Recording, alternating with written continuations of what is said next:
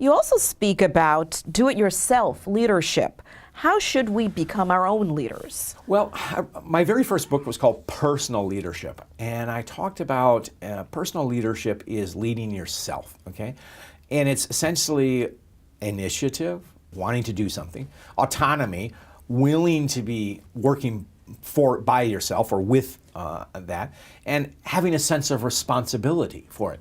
But it's also being accountable for your actions. You know, when things go right, you get a pat on the back. Things don't go right, and up to you, own it. Own your problem, you know. And so personal leadership is essential.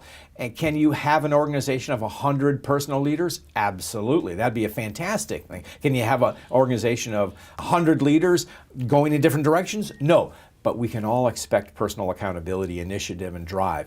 And, you know, there's an old saying, but it's true. Leadership does not require a title. It's really that willingness to make a positive difference, to do to make things better. All of us can do that. That's our personal leadership. That's our personal commitment.